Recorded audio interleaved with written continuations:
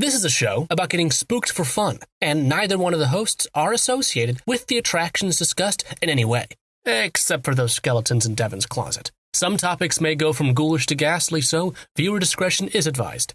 Welcome to the Great American Scream.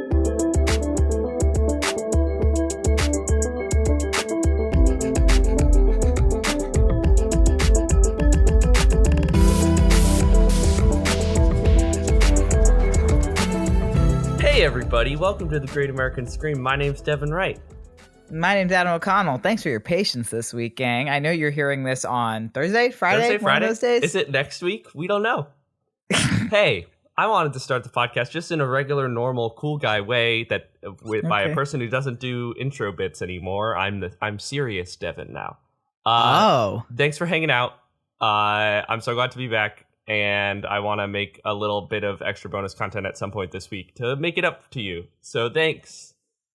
Thanks, Devin. And everything's we're all good. It's all good. Everything's okay. It's all good. I was a bellboy balancing 18 suitcases and going, whoa, whoa, in like a Home Alone film. But now they're all stacked and on one of those things that you ride. One of the carts. Yeah. The forbidden walkway, forbidden attraction. Maybe for the you. Luggage carts to the hotel. So I guess we're cracking right into it. I guess let's crack right in. We're getting right on it. About what friend do we have in the audience in the studio today? Oh God! Oh geez! Oh God! Who is that? Oh God! What is that? Oh God! I just looked to the third chair in our studio. Oh God! I don't like it. Oh God!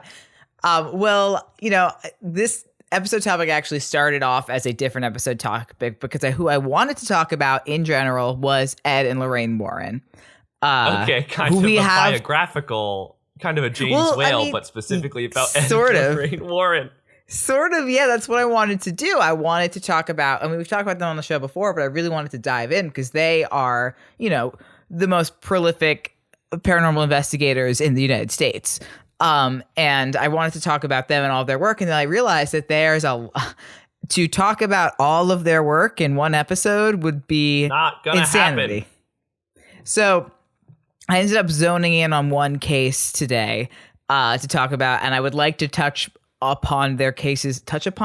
I would like to touch upon their cases a little bit more. A little bit more in the future. And we have discussed some of their cases very briefly in the past, but these two have lived a wild life and a lot of these cases have a lot more than what you might know about them. So I would like to talk about it. I love the idea that we as a podcast are approaching our comfort of niche that we can basically set up in this episode 86. That at some point in the near or mid future, we're going to have a mini series about the lives of Ed and Lorraine Warren. And pretty much, we're like, hey, there's about 50 people who are so ready for that, and let's do it. Well, I figure I'd start with probably what is most recognizable of all of their cases, because they worked on a lot. Their work inspired films like the Amityville Horror and the Conjuring franchise, and what we're going to talk about today, the Annabelle films, because they were the investigators on the very real Annabelle case. And we're not here to debate whether or not they were actual mediums or psychics, if Annabelle is really a demon, blah, blah, blah. That's not what we're here to talk about. Fact of the matter is, whether they were nonsense or not, their work had a really big effect on pop culture. Yeah. So that's what we're here to talk about. They made an anthropological impact regardless of their scientific impact. Exactly. This is not an Ed and Lorraine Warren call-out episode. We're just here to talk about their work. That's episode 2 of the... Yeah. That's the episode 1 prime that's on our second channel. Yeah. So I would like to start by giving a little bit of history on Ed and Lorraine Warren themselves, to give a little bit of context to the case and why they may have handled the case in the way they did. And also because when this research started, when it was an Ed and Lorraine Warren episode, so I'm not just going to toss all this research in the garbage can. Don't put that in the trash. Yeah, so Edward Warren Miney, or Miney, I'm not 100% sure, Miney, was born in Bridgeport, Connecticut in 1926. And then less than a year later, Lorraine Rita Moran was born in the same city. They met at age 16 while Ed was working as an usher at the theater that Lorraine, her mother, frequented, and they began dating pretty shortly after. But Ed was deployed in the Navy at age 17. A year later. But his ship was sunk in the Atlantic 4 months later. He was okay. Oh, He was fine. this is some roller coaster of emotions, Adam. Oh my god. Yeah. So he came home in 1945 on what's like known as survivor's leave, when like your ship sinks. Right, shore leave, but you made it. Specifically, yeah. Yeah. So they were married in 1945, and in 1951 they had their only child, Judy Warren, who is still alive. Judy Warren, great name. Yeah, Judy Warren is a good name. Judy in general, good name. My good Judy. That's why the gays use it. My good Judy. Yeah. Yeah. It's the only reason. They were also, Ed was a very devout Roman Catholic, which is interesting when you think about their everything. Well, it is in our modern context, but if we talk about the recent episode of spirituality in the U.S., in a time like the 1940s and 1950s, not as much.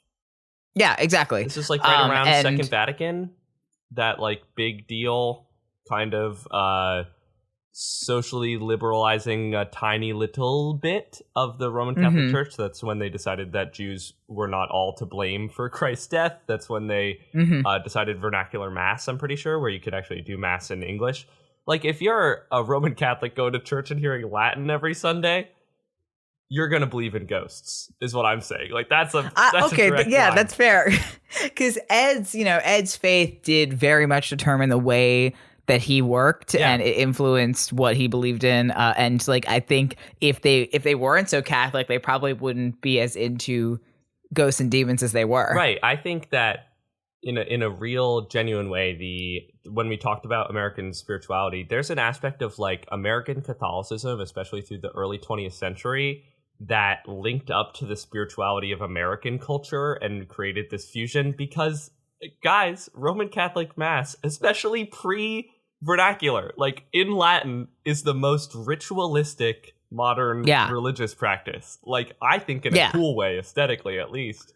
But like, of course you're gonna be like, this doll haunted.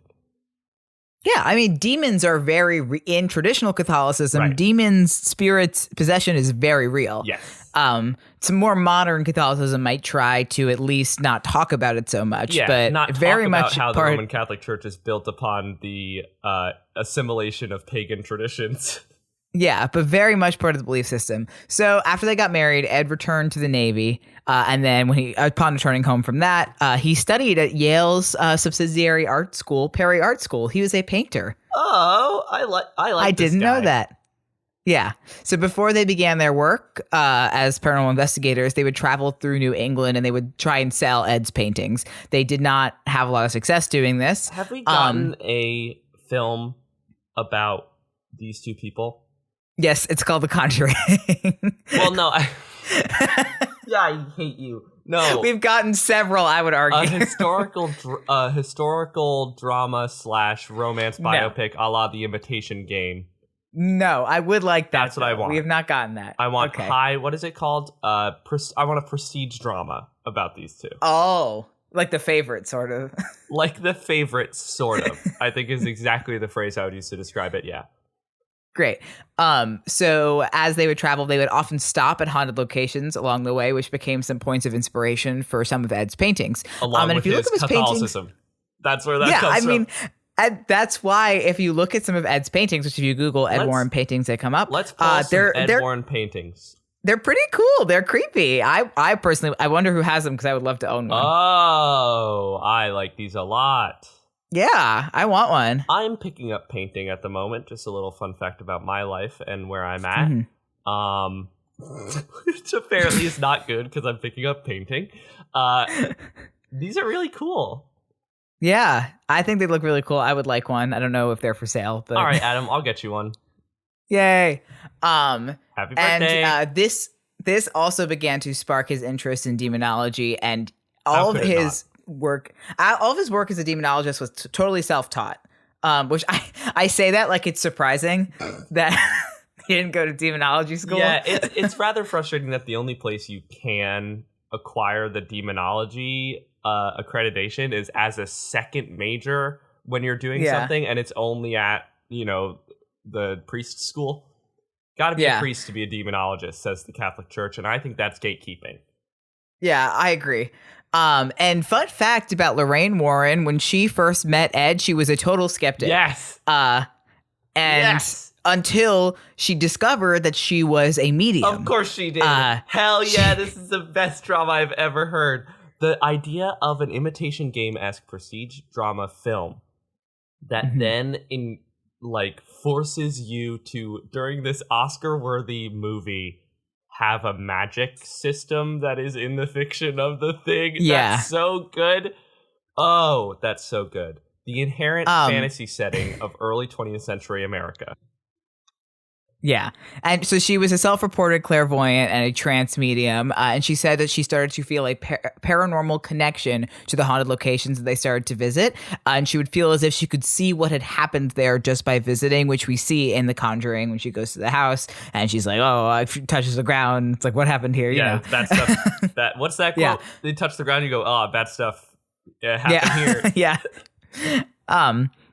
So in 1952, the Warrens founded the New England Society for Psychic Research, or NESPR, which still exists today and is now the oldest ghost hunting group in New England. They previously controlled the Warrens Occult Museum in Connecticut, which I believe is closed right now. It was closed because it was closed has because COVID of not taken enough? No, it wasn't even that. It was closed because of a zoning issue. Oh my God. It's an administrative district issue that has been brought up at the council meeting, and the council only meets every third week because they don't get paid and it's not their first job. Yeah. But so it makes me wonder, like, there's always that rumor going around that happens every couple of years that Annabelle has escaped and disappeared from the Warren Occult Museum. Kind of like she Bugsy the hasn't. animatronic. She's fine. Yeah. But I do wonder where she is if she's in the D zone, if not in the D zone building. I wish that was the plot of Where in the World is Carmen Sandiego, is that what they discover is she's always just kind of at home chilling, and they keep looking around the world for her. So throughout their career, they would author many books about their investigations, and they claim to have investigated over 100 cases during their career, which is a lot. I think in an earlier episode, we said they had investigated 10,000 cases, which is, to be clear, is what it says on Wikipedia. But NESPR's website says 100, but 10,000 is simply too many. The fact that the website says 100 and then like somebody, whoever edited their Wikipedia page. I love that. I think that 100 cases is not that many. Boldly. For their career, because you figure, how long was their career? A few decades. Let's give them. Do we want to give them 50 years? Probably not that long, because they were researching. Probably, like, if we mark NESPR as the start of their career, they were probably investigating from the 50s through like the 80s. So let's say 30, maybe 40 years at the most. Yeah. If we do 40, the math is easier, because then that's 2.5 per year that they're doing. Mm-hmm. And I don't know how detective works, how they do that in the Big Bad Police Station. I don't know how the detective does his work. But do you think he's solving 2.5 crimes per year? A crime is very different from what is a paranormal case then? What is a paranormal case if not just kind of ghost crime? Is what I'm saying. I guess that implies that ghosts have a law system. Well, they do. I'm kind of offended that you wouldn't have kind of been on the same page with me about talking about ghost law. You know that when I went to priest school, which is the Roman Catholic, they make you go to priest school. I didn't study demonology. That was kind of more a Mr. Warren's thing. But I studied ghost law. That's what I studied at priest school. Not preschool. Priest school. It's very different. So Ed passed away on August 23rd, science 2006. Education is exactly the same level. And Lorraine passed away on April 18th, 2019, pretty recently. NESPR is currently run by the Warrens' daughter Judy and her husband Tom. We'll talk about them later. Are they, for now, they're still like bopping around?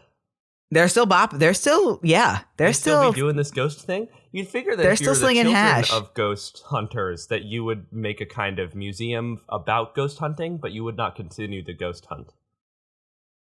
I mean, they are the current heads of Nesper. So if Judy Warren very much believes in everything that her parents did, and her husband, I believe, was involved. He may say that. He may say that 1,000 times. But I'm saying if they're still Roman Catholic, he's saying something different at confession. Her husband, I believe, was involved in paranormal investigation before he even met her. So you're saying he might have married for fame. Adam, for clout? I'm not letting this man off the hook. I don't trust him. I don't know his name, but I don't trust him. It's either Tom or Tony. I know his Judy, last name's get Spera, out of there. and I can't remember what the first name is. Okay, so let's talk about Annabelle, which is probably being named Tony tied is a red flag. with. I'm going to stop you right there. Being named Tony is a red flag. I can't. Now I need to look it up if it's Tom or Tony. I know. No, it's not Tom. Maybe it is Tony. It is Tony. Tony Spera. No, get out of there. Get out of there, Judy. The call's coming from inside the house, Judy. He looks nice. Anyway, so let's talk about Annabelle, because I think probably tied with their investigation in Amityville, this is probably their most famous case. It's the one that most people know about. Yes. Most people might not realize the Warrens investigated them, but everybody kind of knows who Annabelle is because of the Nobody movie. knows that Annabelle is a real doll, is what I'm going to tell you from my red-blooded mainstream American brain. Yeah. Nobody knows that Annabelle's a real doll that exists. Right. So let's talk about the background of the case. Picture it, Hartford, Connecticut, 1970s. Probably very similar to how Hartford, Connecticut is right now. I don't think Hartford's had a big cultural zeitgeist between 1970 and now. Yeah, I would say over under, Hartford is exactly the same. Yeah. I think the biggest change you'll probably see is they might have added a lane to 84, but that's about it. It's like that Chris Fleming quote where he says, Boston is a neo-puritanical society. Oh, what's the neo? Matchbox 20. Matchbox 20, that's the neo, yeah. Yeah. Anyway, so Hartford, 1970, a mother purchases an antique Raggedy Ann doll from a hobby store to give to her daughter, Donna, a nursing student, as a birthday present. I have a problem with the phrase antique Raggedy Ann doll. Raggedy Ann's been around for a while. Raggedy Ann is vintage. Is not an antique. I require antiques to be patinaed or fragile in some kind of porcelain way. The Raggedy Ann, the patent was received in 1915. So. Oh no, she's old. Don't get me wrong. I just don't like the phrase antique. That makes me think I can break it. Okay, I see. So she gave the daughter to. She gave the doll to her daughter, Donna, which that sentence was a mouthful. Donna's a nursing student who brought the doll into her apartment, which she shared with her roommate, Angie. So remember Donna and Angie. Angie. Within a few days, they began to notice some strange and creepy occurrences with the doll. The doll appeared to mysteriously move around the house. Tiny, kind of small movements at first, like it would change positions, but as time passed, the movement became more noticeable. Donna and Angie would come home to find the doll in a completely different room sometimes. Sometimes the doll would be found with its legs crossed, arms folded, which like it's very angry. And then other times it would be found upright, standing on its feet. I don't like that. Yeah. I don't. So again, I think that this is important that we go into what a Raggedy Ann doll looks like. If it was a porcelain doll, right? If it had some kind of like hard body, structure. Ezra has small clown children who we love. Yeah. And they have porcelain heads and they have slightly hard hands and feet. Some of them are porcelain, I think. But Raggedy Ann is a cloth being. Yes. She's just cloth and yarn. No structure. No structure, and this lady is standing up on her own. I don't like it. That's scary, the job for my 8-inch Gogeta posable figure from Dragon Ball Z Broly. That's the job of that. That's horror. That's horror, baby. That's horror. Horror is waking up and seeing Raggedy Ann standing like Gogeta from Dragon Ball Z. Yeah. So, several times Donna would leave the doll on the couch before she would go to work, and then she would return to find the doll back in her room on the bed with the door closed. Which, could be a sick roommate prank, but also could be a haunted doll. Could be a haunted doll. Could be Elf on the Shelf. Yeah. Could be MTV's Frank. ridiculousness. Could be Rob Dyrdek's ridiculousness is here to play. Yeah. So about a month into their experiences, Donna and Angie began to find messages on parchment paper that read, "Help us and help Lou," with handwriting as if written by a small child. Now, Lou is a friend of theirs who will come into the story later. Okay. So this is literary foreshadowing. Yes, they did not keep parchment in their house, which is interesting. Like, I find that less creepy as just logistically confusing. That's not a necessary sentiment for the scariness of the story. Yeah. It is almost completely unnecessary from a dramatic sense. If we're looking at it as two creators of dramatic structures. Yeah. But it is one of the most important notes that I've found from this story. How did this baby doll get the parchment? Get parchment, exactly. I mean, again, it's like, if you don't give me that detail, I'm gonna assume you're a ghost. Your parents, like.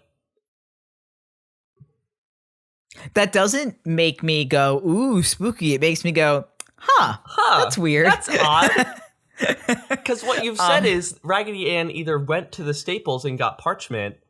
Yeah, but like, well, the parchment. You know the parchment they sell at Staples. Well, what I was about to say is it's paper, but it has parchment patterning on it, which would be very funny for Raggedy Ann to think that is parchment. The other thing is that now you've introduced into the mythos, not only is this a ghost doll that is living and able to move, but apparently she is able to conjure papyrus. Like, or she made it, or she made the papyrus. But for how? Why? How? With what? With what reeds? With what does she? What extra ability does she have that is gifted to her by her ability to apparently attain parchment? I couldn't tell you. That's why it's a mystery. Does she have like canokinesis? Like she can move sugar cane only? What are you talking about? I don't know. That's why the Warrens are the experts and we're not. I'm worried that their expertise can't answer this question.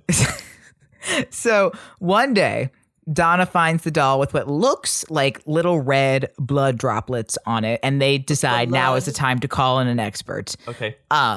So they hired a medium, and the medium contacted the spirit of the doll and introduced them to the spirit of Annabelle Higgins, which is already a red flag. Is like that's a made up name. That's a made up name, but it's a made up name that you could only come up with if you already had a sick novel name like the Warrens do. You know? Oh, okay. So according to this medium, Annabelle was a young girl that was raised on the property before the apartments were built. Annabelle referred to those as like the happy times. I guess. She could be living in the field before they put up maybe this is a prehistoric baby. I didn't have a date on Annabelle. I guess you could see when the first name Annabelle was most popular in the in Hartford, Connecticut. Okay, yeah. Let me search Annabelle. Anna, you keep going with the podcast. This is important. Sure. So she was a young girl of only 7 years old when her body was found in the field upon which the apartment complex now stands. So she could have lived in the field, I guess. She could have been a field woman. So Annabelle, a field child. Annabelle is from the Hebrew Anna, which is grace, so from biblical times, but Belle is just French. So it's gotta, how old would a French name be in Connecticut? Not that old. So Annabelle, young lady, probably a Zoomer, probably a Free Soil Party member in the 1800s. So I guess. So the medium said that Annabelle felt safe with the girls, was not a hostile spirit, and just wanted to be comforted, wanted to hang out with the girls that lived there.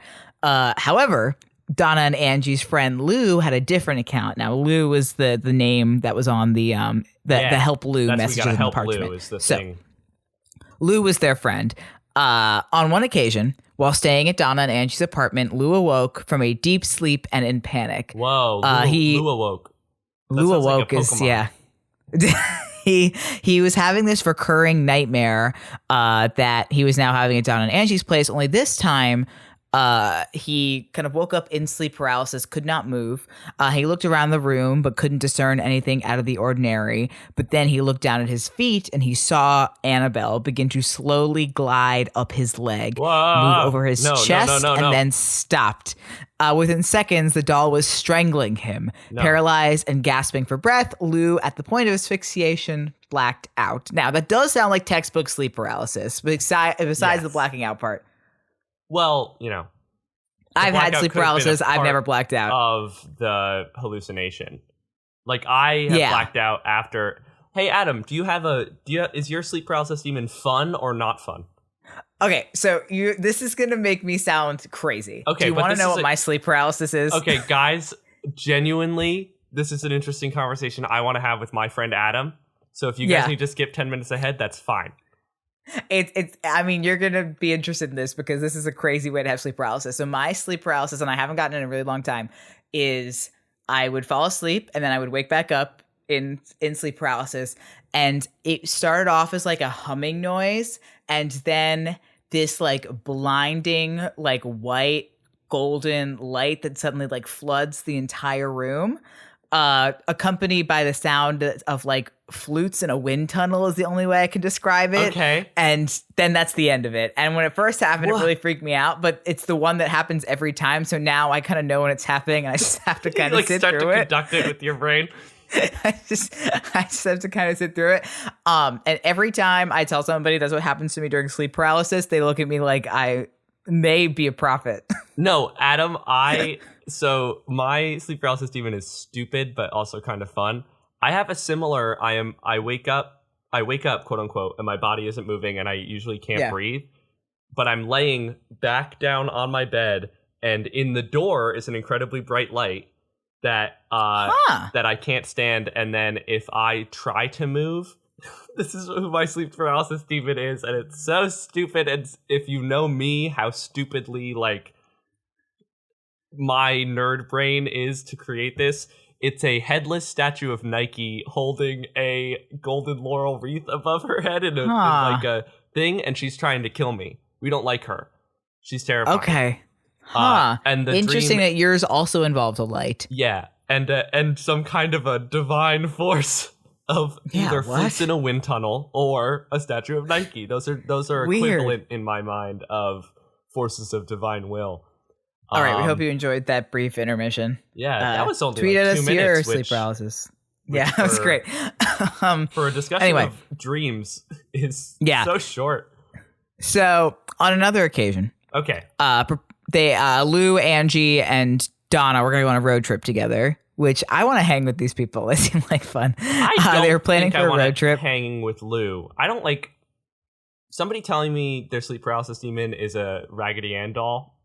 No. Okay. Red flag. So this is the interesting, and this is what got the Warrens involved. So Lou and Angie were reading over maps alone in the apartment. And the apartment was very quiet. There were no people in there. Suddenly, rustling sounds started to come from Donna's room. And Angie thought someone had broken into the apartment. So Lou snuck over to the bedroom door and he waited for the noises to stop before he entered, and he turned on the light and the room was empty except for Annabelle, who was tossed on the floor in the corner. So Lou looked around, make sure like nobody had like forced entry or anything, but everything else was normal in the room. But as he got close to the doll, he felt like somebody was behind him, and he spun around, realized nobody was there, and then he like started grabbing his chest and kind of like doubled over, and he had these cuts on his chest and he was bleeding. His shirt was stained with blood, and upon opening his shirt, there on his chest was what looked to be 7 distinct claw marks, 3 vertically and 4 horizontally. All were hot, like they were burns. And the scratches healed almost immediately, half gone the next day, fully gone by 2. I think that demons screw with Catholics by putting stuff in numbers of 7. I think that's fair, because then you go, oh, it's 7. Play. It can't be. Yeah. It can't be a demon. So Donna and Angie decided the first medium they contacted may have been wrong about the spirit. So they decided to seek even more real expert advice. I was about to say, you put real expert advice. No, because they contacted an Episcopal priest first. The real expert. Yes. Capital R. So his name was Father Hegan. Father Hegan felt it was a spiritual matter. Adam. Yes. His first name isn't Father. His name isn't Father Hegan. You don't know. Maybe it is. Maybe it is. That's fair. He felt it was a spiritual matter and felt he needed to contact a higher authority in the church, so he contacted God. Father Cook, Okay. who was above him.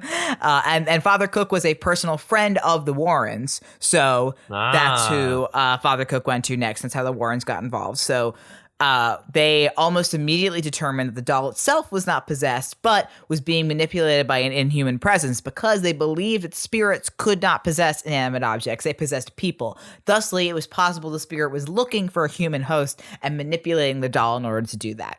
And probably is really confused. This is an old demon, not around for dolls. Mm-hmm. So he goes, little human, I'll possess that little human. And then he gets inside a doll and he's like, what is this? It's only hay in here. Yeah, so he the Warrens the Warrens allege that probably not hay. I assume it's hay. I assume it comes as an empty sack and you must fill it with your own hay. That's what sort of a Build-A-Bear situation. Yeah. No, it's nothing like Build-A-Bear. Adam, at Build-A-Bear, they pay a person minimum wage to shove a large tube up their ass, and that's how they fill it with. That's not what you do to Raggedy Ann. You go to the horse barn that you have outside, you get hay, and you stuff the Raggedy Ann doll yourself with your own two hands, the way God intended. So the Warrens said that the spirit was posing as a young girl named Annabelle in order to gain the girl's trust, so they had just lied to the original medium. I have a problem with this concept. Yeah? It comes up in the new Star Wars movies too. Why? If you are attempting to gain the trust of two human women, would you turn to a doll for children? Why is that your idea of a persuasive body to possess? Okay, but what are the other options? A dog? Well, here's the thing: is that full-grown mannequin woman? Catholics don't believe that that animals have spirits like humans do. So I don't think that it could possess a dog. But don't they also not believe? Okay, wait. But don't they believe that spirits can't possess? This is all falling apart. But a dog's not okay. A dog is not an inanimate object. Inanimate object can't possess. But yes. Ghosts can. So a young girl named Annabelle could, if she was a young girl named Annabelle. If she was really a young girl named Annabelle, I guess. Well, they said in general it's spirits. The Warrens believe in general that spirits cannot possess inanimate objects. So I believe ghosts could not either.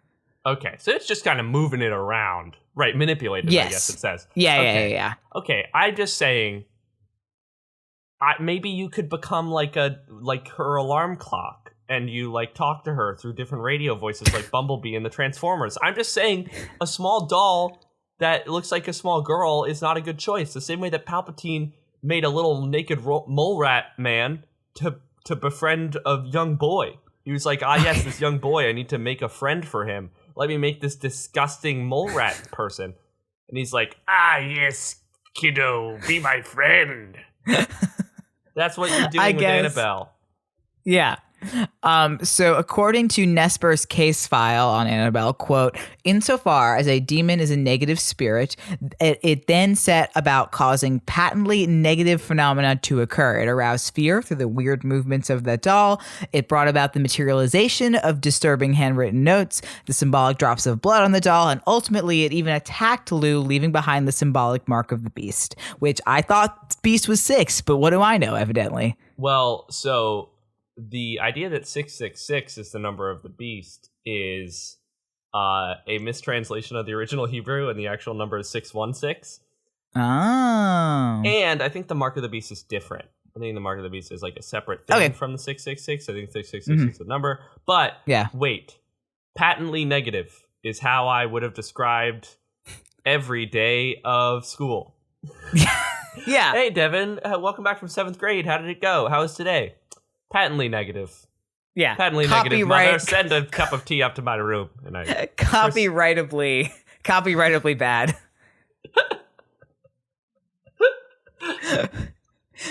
So, quote, legally the next stage... enforceable ownership, not so good.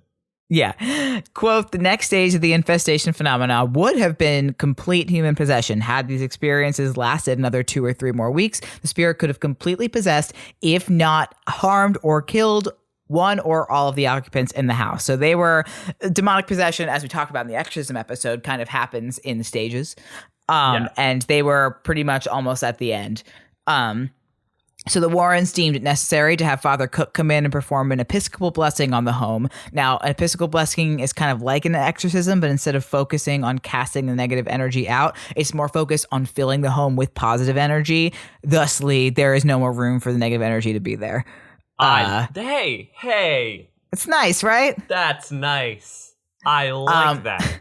We should do that. That's pagan. That's why you burn sage and sandalwood, is like you want to fill it with good vibes to get the bad ones out.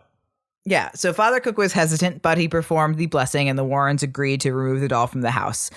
They put the doll in the back seat and began to drive home after the blessing was finished, opting not to take the interstate, as Ed was worried about possible car failures because of the doll. But as they began to drive, their car stalled. The brakes started to fail, repeatedly verging on collision. And after dousing the doll with holy water and the sign of the cross, the disturbances stopped and they were able to reach home safely. I love Ed Warren. Yeah. Going, not that exit, and like another person like swerving off and going, why? And he's like, she can, the doll. On the interstate, she'll be too powerful. Yeah. So after the Warrens arrived home, Ed set the doll in a chair next to his desk. The doll levitated a number of times in the first couple of weeks. That's how it showed that it liked the chair. It was the Goldilocks chair. If it floats, you're good. If it starts to like bleed from the eyes, you know that's a bad chair. Find a new one. And during the ensuing weeks, however, it began to show up in various rooms of the house. When the Warrens were away and had the doll locked up in the outer office building, they would often return to find it comfortably upstairs in Ed's easy chair, which I got right from their website. I don't know what an easy chair is. It's supposed to be like, I'm sure it's like a lazy boy, but an easy chair. What? When they why is she in the office? Coming home to discover your haunted doll. This is why I understand people who have haunted dolls at home and just like live with them. Because the idea of coming home to basically a pet that you don't have to feed, sitting in like a different chair must be such a novel experience. Yeah. You're just like, Annabelle, nice chair. The doll also showed a hatred for any clergyman who came to visit the house. That's natural. That's just suspicion.